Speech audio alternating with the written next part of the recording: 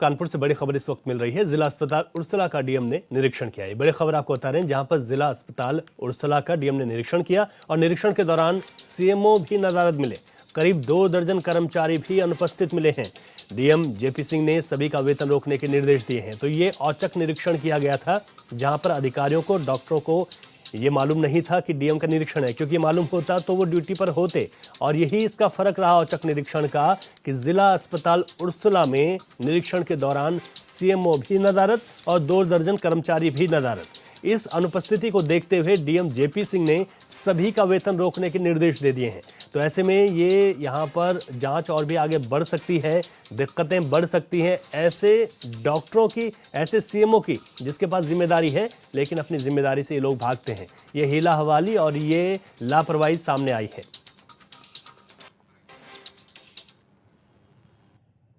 तो 1/3 स्टाफ यहाँ पर इस समय एब्सेंट है और जो टीम लीडर सीएमओ होते हैं वो खुद ही एब्सेंट हैं, जबकि शासन का ये निर्देश है सभी कार्यालयाध्यक्षों के लिए जो कि सीएमओ होते हैं कि 10 से 12 के बीच में पब्लिक को सुनेंगे, जनता दर्शन में बैठेंगे और लोग ही समस्याओं का निराकरण करेंगे। परंतु यदि सीएमओ खुद लीड नहीं करेंगे तो बाकी टीम को भी कैसे मोटिवेट कर पाएंगे। और एब्सेंटिज्म बढ़ रहा है इसमें, विच इज़ वेरी अनफॉर्चुनेट। जो लोग आज एब्सेंट है उनका वेतन आज का रोका जा रहा है, it will not be drawn until unless there is a specific reason या एक प्रॉपर परमिशन मेरे होने के बाद ही उनका होगा। उसके अलावा ये एब्सेंटिज्म की सत्यापन हम लोग बीच बीच में दोबारा भी कराएंगे और ये रिपीट होता है तो ऐसे सभी लोगों के खिलाफ विभागीय कार्रवाई करी जाएगी ताकि एक अनुशासन और शासन का जो निर्देश है उसका पालन हो सके।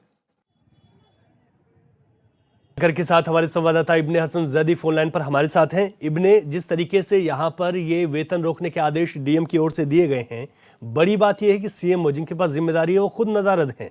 ऐसे में जो कार्रवाई होगी वो किस तरीके से देखी जा सकती है और नजीर भी बनना चाहिए इस तरीके की कार्रवाई का। वेतन रोकने के अलावा आगे भी ऐसी कार्रवाई होनी जरूरी है। जी हाँ रवि, देखिए बिल्कुल मैं आपको बता दूं कि जब से जेपी सिंह साहब ने जो है कानपुर में जिलाधिकारी का पद संभाला है, पद संभालने के बाद से ही वो हर ऐसे सरकारी विभागों का अचानक पहुंच जाते हैं निरीक्षण करने। और सबसे बड़ी बात यह है कि वो बगैर बताए जो है, कोई प्रोटोकॉल नहीं, कुछ नहीं, बगैर बताए जहाँ जाना होता है उनके ऑफिस वालों को भी उस समय तक पता नहीं होता जब तक वो रास्ते में चलते नहीं है। जब वो निकलते हैं तब वो बताते हैं कि अब यहाँ जा रहे हैं, अब यहाँ जाना है। तो इस तरीके से अचानक पहुंच के वो तमाम सरकारी विभागों में जो है इसी तरीके से निरीक्षण कर रहे हैं। और वहां इनके पहुंचने से कई बार ऐसे निरीक्षण किए हैं, लेकिन अगर उसके बावजूद भी देखा जाए तो जिस तरीके से आज जिला सरकारी अस्पताल में देखने को मिला तो वाकई ये हैरान करने वाला मामला है कि जब मालूम है कि जिलाधिकारी जो है इस तरीके से अचानक निरीक्षण कर रहे हैं तो जिनके ऊपर जिम्मेदारी है वो खुद लापरवाह, वो खुद इतने लापरवाह कि वो खुद नहीं मौके पे वहां पे पहुंच रहे हैं। तो जब वो नहीं पहुंच रहे हैं तो बाकी जो उनके नीचे कर्मचारी हैं वो कैसे सुधरेंगे, वो कैसे समय से आएंगे। तो ये देखने वाली बात है। बहरहाल जिलाधिकारी का ये कदम जो है वो सराहनीय कदम है और लगातार वो इस तरीके से निरीक्षण कर रहे हैं। लेकिन उनके इस निरीक्षण करने से ऐसा लगता है कि सुधार आएगा या नहीं आएगा, या कर्मचारी और अधिकारी अपने पुराने रवैये पे ही चलते रहेंगे। ये महत्वपूर्ण है। बहुत शुक्रिया आपका इब्ने हसन जैदी जानकारी के लिए। और प्रयागराज से भी इस वक्त बड़ी खबर मिल रही है। वकील और पुलिस में मारपीट का यह पूरा मामला है। आपको बता दें कि वीडियो सोशल मीडिया पर भी वायरल हुआ है। पुलिस उपायुक्त ने मामले का संज्ञान ले लिया। दारोगा अतुल सिंह को निलंबित कर दिया गया है। हाथी चौराहे का ये पूरा मामला है, जहां पर जिस पूरे मारपीट का वीडियो भी सोशल मीडिया पर अब वायरल होने लगा है। दरअसल वकील और पुलिस के बीच ये मारपीट हो गई, वीडियो वायरल हो गया और इस वीडियो के बाद पुलिस उपायुक्त ने मामले का संज्ञान लिया। दारोगा अतुल सिंह को निलंबित कर दिया गया है। हाथी चौराहे पर यह मारपीट हुई है। मारपीट का वीडियो जो सोशल मीडिया पर वायरल है इस वक्त आपकी टीवी स्क्रीन पर है। आप देख सकते हैं कि कैसे वकील और पुलिस के बीच यहां पर मारपीट हुई। पास खड़े किसी व्यक्ति ने ये वीडियो बना लिया। यहां पर कार्रवाई भी की गई है। कार्रवाई में पुलिस उपायुक्त ने जब मामले का संज्ञान लिया तो दारोगा अतुल सिंह को निलंबित कर दिया गया है।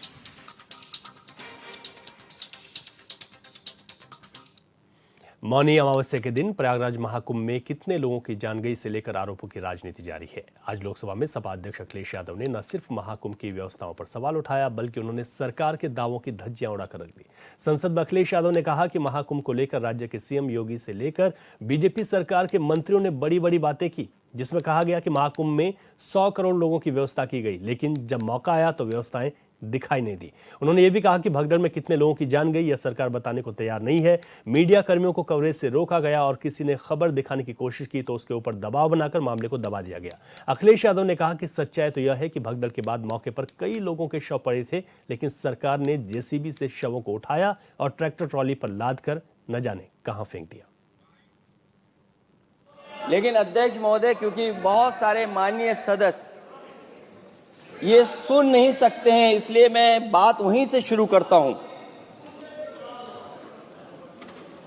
आप देश के परम अभिभावक होने के नाते हमारा आपसे अनुरोध है कि जहां सरकार बजट के आंकड़े लगातार दे रही है, और जब मैंने अभिभाषण पढ़ा अध्यक्ष महोदय, बहुत सारे आंकड़े सरकार ने दिए हैं।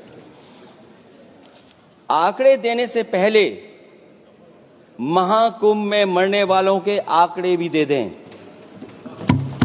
महाकुंभ की व्यवस्था के बारे में स्पष्टीकरण देने के लिए मेरी मांग है अध्यक्ष महोदय, सर्वदलीय बैठक बुलाई जानी चाहिए। महाकुंभ आपदा प्रबंधन व खोया पाया केंद्र की जिम्मेदारी सेना को दी जाए।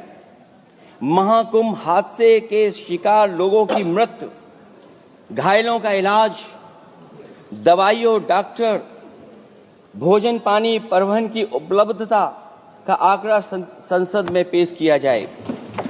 महाकुंभ हादसे के लिए जिम्मेदार लोगों पर, महाकुंभ हादसे के लिए जिम्मेदार लोगों पर घोर दंडात्मक कार्रवाई हो। जिन्होंने सच छिपाया है उनको दंडित किया जाए।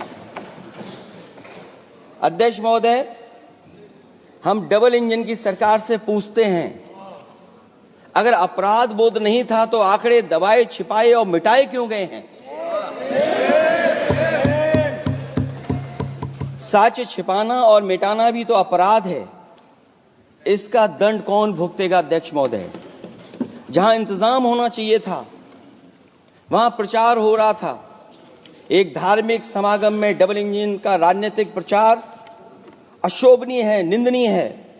इतने बड़े हादसे के बाद कम से कम अब तो वो होर्डिंग उतरवा देना चाहिए। अध्यक्ष महोदय, महाकुंभ की जो तैयारी हुई, जो हम लोगों ने जाना वहां पर, महाकुंभ न केवल 144 साल के लिए ये कहा गया, बल्कि ये भी कहा गया कि पहली बार धरती पर इस तरह का डिजिटल और जो आधुनिक चीजें हैं, टेक्नोलॉजी, उसका इस्तेमाल कर करके महाकुंभ होने जा रहा है। सीसीटीवी, ड्रोन, लाइव स्ट्रीमिंग के आधार पर जिनका दावा था कि वो डिजिटल कुंभ करा रहे हैं, वो मृतकों की डिजिट नहीं दे पा रहे हैं। एक तरफ तो जो लोग डिजिटल डिजिटल डिजिटल अध्यक्ष महोदय कहने को थकते नहीं हैं, लेकिन जब कुंभ में इतना बड़ा हादसा हो गया है तो यही सरकार डिजिट नहीं दे पा रही है। हमारे अपने लोग मारे गए हैं, जिसमें परिवार का हर रिश्ता दिवंगत हुआ है। किसी की माता, किसी के पिता, किसी की बहू, किसी की बेटी, किसी का भाई बहन, चाचा चाची। बच्चों के आंकड़े तो अभी तक नदारद हैं। खोया पाया केंद्र ही लोगों को तो नहीं मिल रहा है। जो खोया पाया केंद्र था उसको भी लोग पा नहीं पा रहे, ढूंढ नहीं पा रहे। अध्यक्ष महोदय, कुंभ कोई पहली बार नहीं हो रहा है। कुंभ का आयोजन सदियों से होता आया है। हमारे पौराणिक और हमारे इतिहास के दस्तावेज ये बताते हैं कि समय समय पे जो भी सरकारें रही होंगी, जिसका भी राज रहा होगा अध्यक्ष महोदय, उसने महाकुंभ या इस तरह के कुंभ का आयोजन किया है। एक तरफ तो वो कि जो 144 साल बाद महाकुंभ होने जा रहा है, उसका इतना प्रचार किया, और मैंने तो कई टीवी इंटरव्यूज में, कई समाचार चैनलों पर ये बात सुनने में आई और सुनते रहे हम लोग कि सरकार ने 100 करोड़ लोगों के आने का इंतजाम किया है। और अगर 100 करोड़ अध्यक्ष महोदय अगर ये बात गलत है तो मैं रिजाइन आपको देना चाहता हूं। अगर अध्यक्ष महोदय, ये माननीय सदस्य लोग अगर ये नहीं सुन पा रहे हैं तो मैं इनको एक एक को, आप नहीं गए स्नान करने, आप स्नान करने नहीं गए, इसीलिए इस तरह की भाषा का इस्तेमाल कर रहे हैं। अध्यक्ष महोदय, ये कहा गया कि 144 वर्ष के बाद ये हो रहा है। जहां तक मेरी समझ और जानकारी कहती है, जो एस्ट्रोनॉमी और एस्ट्रो चीजों को समझते होंगे वो ये स्वीकार करते होंगे, जो भी कुंभ होता होगा वो 144 वर्ष के बाद ही होता होगा। मुख्यमंत्री योगी आदित्यनाथ आज प्रयागराज दौरे पर रहे, जहां पहुंचकर उन्होंने महाकुंभ में पहुंचे विशिष्ट अतिथि भूटान नरेश जिग्मे खेसर नामग्याल वांगचुक के साथ कुंभ नगरी का दौरा कर व्यवस्थाओं का जायजा लिया। बता दें कि भूटान नरेश जिग्मे खेसर ने सीएम के साथ पवित्र संगम तट पर डुबकी लगाई और उसके बाद पूजा अर्चना भी की। संगम में आस्था की डुबकी लगाने के बाद भूटान के राजा जिग्मे खेसर ने अक्षयवट और लेटे हनुमान मंदिर के भी दर्शन किए, जिसको लेकर सुरक्षा व्यवस्था भी कड़ी रखी गई थी। बता दें कि महाकुंभ में अब तक 37 करोड़ लोग डुबकी लगा चुके हैं।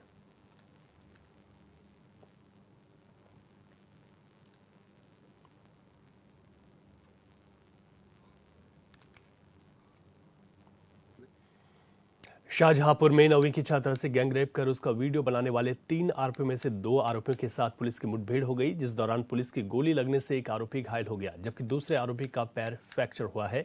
वहीं पुलिस बल की ओर से एक आरक्षी भी घायल है। फिलहाल घायल आरोपियों को अस्पताल में भर्ती करवाकर पुलिस आगे की कार्रवाई में जुट गई है। आज थाना अरूजा क्षेत्र के अंतर्गत ग्राम गुर्री के रहने वाले एक व्यक्ति द्वारा सायकाल थाने पर आके सूचना दी कि 29 तारीख को उसकी नाबालिग बच्ची जो कि पढ़ने के लिए जा रही थी, उसके साथ गुर्री क्षेत्र के जंगल में गांव के ही 3 लोगों द्वारा दुष्कर्म किया गया। इसकी सूचना पर पुलिस द्वारा अभियोग पंजीकृत करते हुए 2 टीमें बनाई गई। दबिश लगातार दी जा रही थी। इसी दौरान आज मुखबिर के जरिए सूचना मिली कि नामित 2 अभियुक्त आज मुकरमपुर नहर से होकर लखीमपुर खीरी तरफ भागने की प्रत्याशा में है। मौके पर पुलिस द्वारा पहुंचकर घेराबंदी की गई। उसी दौरान बदमाशों द्वारा मुठभेड़ हो गई और कुछ फायरिंग भी हुई है। फायरिंग में एक आरक्षी भी घायल हुआ है। एक नामित अभियुक्त के पैर में गोली लगी है और दूसरा उसका साथी जो कि भागने का प्रयास कर रहा था, उसे बल प्रयोग करके पकड़ा गया, उसके पैर में चोट लगी है। दोनों अभियुक्तों को हिरासत में लेकर अस्पताल रवाना कर दिया गया है। अग्रिम विधिक कार्रवाई की जाएगी। ब्रेक के बाद एक बार फिर आपका स्वागत है। कानपुर के नौबस्ता थाना क्षेत्र में एक हैरान करने वाला मामला सामने आया, जहां एक महिला ने अपने ही भाई को बच्चा देने के लिए एक महिला का बच्चा चोरी कर लिया। मामले की सूचना मिलते ही पहुंची पुलिस ने मासूम को 3 घंटे में सकुशल बरामद कर महिला को भी गिरफ्तार कर लिया है। अब पुलिस ने आगे की कार्रवाई शुरू कर दी है। डाकघर से चोरी हुआ था, हम आधार का करेक्शन कराने गए थे।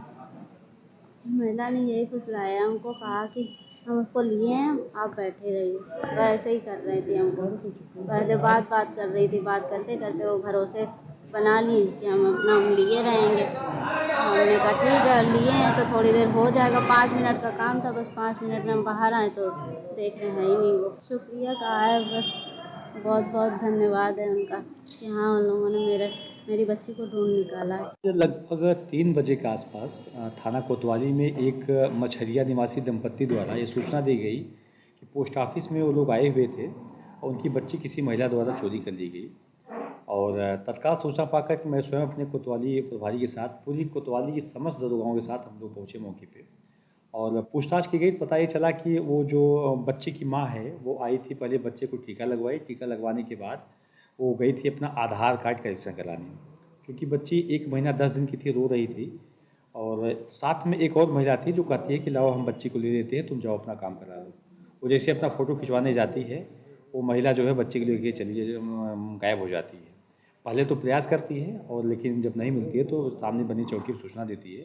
तत्काल पूरी कोतवाली की पुलिस फोर्स सक्रिय होती है और हम लोगों ने अलग अलग लगभग 5 टीम बनाते हैं और उस टीम में जो भी वहाँ से पोस्ट ऑफिस से CCTV फुटेज देखते देखते हम लोग इस महिला को आइडेंटिफाई करते हैं और जिधर से गई थी कुछ मुखबिरों को लगा करके हम इस निष्कर्ष पे पहुँचते कि महिला जो है चमनगंज की रहने वाली है। फिर इसके घर पहुँचते हैं और इसके घर पे वो बच्ची मुझे मिलती है उसके साथ हम लोग आए हैं। पूछताछ में इसने बताया कि इसके भाई के पास बच्चे नहीं थे, जिसके लिए इसने बच्चा चोरी किया था। निश्चित ही एक चैलेंजिंग काम था, लेकिन पूरी कोतवाली की टीम ने, हम सब लोग मिलकर के 3 घंटे के अंदर इस बच्चे को हम लोगों सब। सहारनपुर में साल 2018 में हुई शेखुल हिंद मौलाना महमूद हसन मेडिकल कॉलेज में 51 लाख का स्टेशनरी घोटाला एक बार फिर सुर्खियों में। मामले की प्राथमिक जांच में तत्कालीन प्राचार्य डॉक्टर अरविंद त्रिवेदी आरोपी पाए गए, जिसके बाद अब संयुक्त सचिव चिकित्सा की ओर से विभागीय जांच के लिए मंडलायुक्त को आरोप पत्र भेजा गया। आरोप पत्र के आधार पर तत्कालीन प्राचार्य से सभी बिंदुओं पर साक्ष्य मांगे जाएंगे। इसके बाद तय होगा कि तत्कालीन प्राचार्य दोषी हैं या नहीं।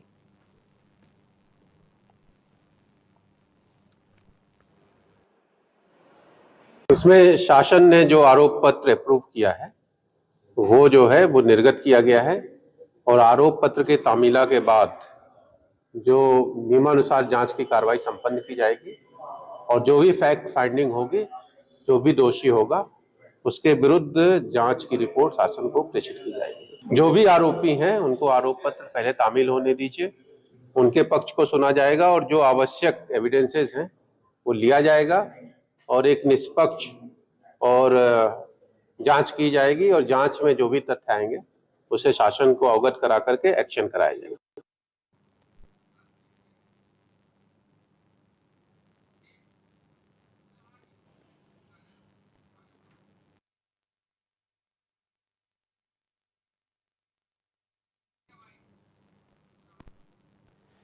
कानपुर सागर हाईवे पर 80 किलोमीटर की रफ्तार से 2 डंपर अपने सामने भिड़ गए। घटना में 3 लोगों की जिंदा जलकर मौत हो गई। 2 घायलों को गंभीर हालत में मौदहा सीएचसी में भर्ती कराया गया है। घटना के बाद हाईवे पर दोनों ओर 10 किलोमीटर लंबा जाम लग गया।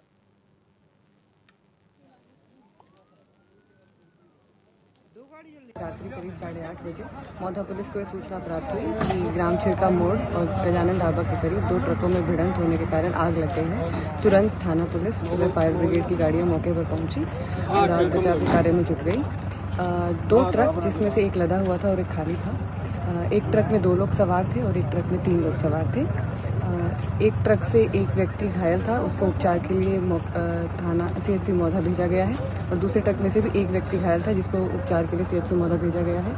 दोनों ठीक हैं और सुरक्षित हैं। कुल 3 लोगों के अधजले शव प्राप्त हुए हैं और जिनको आवश्यक कार्रवाई के लिए। झांसी के सदर बाजार थाना क्षेत्र में एक शादी समारोह में दूल्हे की पहली पत्नी परिवार के साथ पहुंच गई और जमकर हंगामा हुआ। हंगामा करते हुए दूल्हे की पहली पत्नी ने गाली गलौज करते हुए उसके साथ मारपीट भी की। पत्नी ने आरोप लगाया कि उसके पति ने बिना तलाक दिए दूसरी लड़की से शादी करने की कोशिश की। वहीं हंगामे की सूचना मिलते ही मौके पर पहुंची पुलिस दोनों को पकड़कर थाने ले गई और पूछताछ के दौरान तलाक से जुड़े दस्तावेज सही पाए जाने पर पुलिस ने शादी करने की अनुमति दे दी। आज थाना सदर बाजार में 112 के माध्यम से एक सूचना आई कि एक शादी समारोह हो रहा है, उसमें आपस में झगड़ा कर रहे हैं। तत्काल मौके पर पुलिस पहुंच करके और दोनों पक्षों को वहां से लाया गया और ज्ञात करने पर पता चला कि जो अभिजीत उर्फ दिव्य प्रकाश, जो कि सिमरदा का रहने वाला है थाना सदर बाजार, इसमें पूर्व में शादी हो चुकी थी। उसका तलाक 20/4/24 को हो चुका है और पूर्व पत्नी ने आकर के ये कहा कि मेरा अभी तलाक नहीं हुआ है, तो दोनों के प्रपत्र देखे गए तो लड़का पक्ष अपनी जगह पर सही पाया गया। अभी किसी तरफ से कोई तहरीर नहीं आई। तहरीर आने पर विधिक आवश्यक कार्रवाई की जाएगी। ये मेरा पति दूसरी शादी कर रहा है, 5 साल से मुकदमा चल रहा है। मैं अकेली मुकदमे में जाती हूँ, कभी मुकदमे में आता नहीं है। आज ये शादी कर रहा है, यहाँ पे आज शादी कर रहा है, दूसरी शादी कर रहा है। 5 साल पहले 26 जून को हमारी शादी हुई है। आज हमने नंगे हाथों पकड़ा कि मैं दूसरी शादी कर रहा है, तो मेरी जिंदगी बर्बाद हो जाती। 5 साल से मैं अकेली घर में पड़ी हूँ। और दून में मानक मेले का आयोजन किया गया है। कार्यक्रम में सीएम धामी ने शिरकत की। भारतीय मानक ब्यूरो की तरफ से इस मेले का आयोजन किया गया है।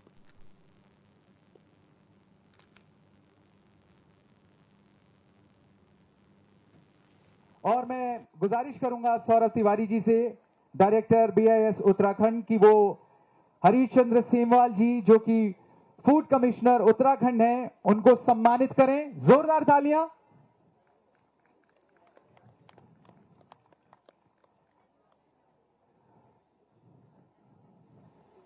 और प्लीज आप अपनी सीट पर बैठ जाएं थोड़ा। जोरदार तालियां एक बार। BIS के बारे में हमने एक AV के थ्रू जाना, उसके बारे में थोड़ा और जानने के लिए और आज के हमारे मुख्य अतिथि महोदय का स्वागत करने के लिए मैं पोडियम पर आमंत्रित करना चाहूंगा सौरभ तिवारी जी को कि वो आएं और अपने चंद शब्द कहें आज के इस कार्यक्रम के बारे में। सौरभ तिवारी जी, डायरेक्टर BIS उत्तराखंड, जोरदार तालियां।